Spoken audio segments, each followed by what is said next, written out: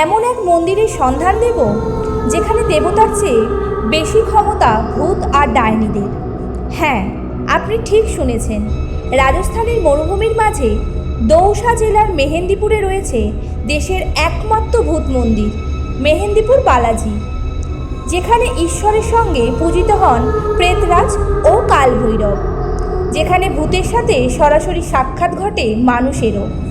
মন্দিরের ভেতরে প্রবেশের জন্য রাত থেকে শুরু হয় দীর্ঘ লাইন। দরজা খুলতেই শুরু হয় হুড়োহুড়ি। পদপিষ্ট হয়ে মৃত্যুর ভয় সবসময় লেগে থাকে এখানে। মন্দিরের দরজা খুলতেই আপনার কানে ভেসে আসবে ভয়ঙ্কর চিৎকার, কান্না আর যন্ত্রণা, আর্তনাদ। এই মন্দিরে ফুল মালা নয়, পূজায় দেওয়া হয় কালো অখাদ্য ফল। মন্দিরের আগুনে এই কালো ফল ছুঁড়ে দিলে নাকি দূর হয়ে যায় অশুভ আত্মারা। কিন্তু মন্দিরে ঢোকার পর থেকেই আপনার গা ছমছম করবেই। মন্দিরে একের পর এক রয়েছে 4টি ভয়াবহ ঘর। প্রথম ঘরে কালভৈরব, দ্বিতীয় ঘরে বজরংবলী, কিন্তু তৃতীয় ঘরে পৌঁছাতেই আপনার চোখের সামনে ঘটতে থাকবে অদ্ভুত সব ঘটনা।